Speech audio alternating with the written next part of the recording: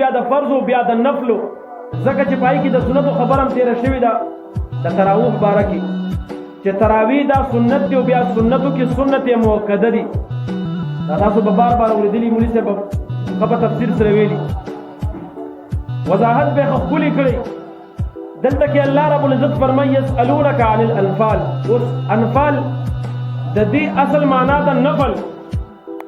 نفلی ان یو فرض دی او نفل له دا جنگ فرض دی دې کې چې کمال غنیمت دی دا سیواواله دی دې ته نفل وایي دا نفل له الله رب العزت دې باره کې فرمایي لکه موږ او تاسو روزونی ولا د رمضان مبارک چې کومه فرض وا اوس بعد کې په دې رمضان پسې بل میاشت دا اوس روانه ده د دې میاشت پګ روزي دي د دې میاشت پګ روزي دي رسول الله صلی الله علیه وسلم فرمایي حدیث مبارک مفهوم دا سره په حدیث نبوي مجموعه دا دغه کتاب نوم دی نبی صلی الله علیه وسلم فرمایي ابو هريره رضی الله عنه روایت کوي نقل کی جناب رسول الله صلی الله علیه وسلم فرمایي وای کم یو کس چې دا رمضان نفس دا شپږ ورځې روزي ونیسي شپږ ورځې وای د دې مثال داسې دی چې د قیامت الدهر لکه دې چې ټول کال روزي دومره الله تعالی جل ورکوي دا شپږ روزي چې په رمضان مبارک پسې دي دا ورپسې دا اوس چې کومې روزي دي د دې میاشت شپږ روزي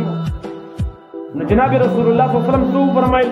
وای دې به داسې لکه چې ټول کال روزي او بل روایت کې دي لکه غون عمر کې روزي دهر زمانه ته وای غونډه زمانه روزي د دې د وجنه موږ تاسو له پکار چې د خپل اعمالو پر لپسې دا غي تذکیر وکړو او هغه باندې عمل وکړو نو یو فرض و چې هغه الله پاک تیر کو په خیر خیریت سره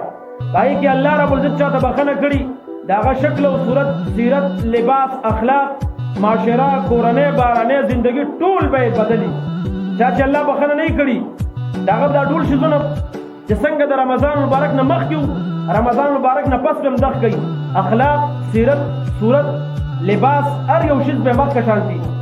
حرام خورا حرام بخوري ظلم کو ظلم کردار دی قبضه کردار دغه بکای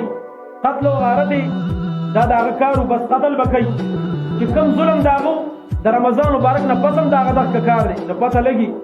منګه او تاسو ته پته بیا ولګی دا چې دغه کس الله رب العزت بخنه په رمضان مبارک کې نه کړی دی الله رب العزت جناب رسول الله صلی الله علیه وسلم د خیرونه ونه ساتو دی الله رب العزت جناب رسول الله صلی الله علیه وسلم د خیرونه ونه ساتو دی په خیرو کې راغی بلدا جناب رسول الله صلی الله علیه وسلم فرمای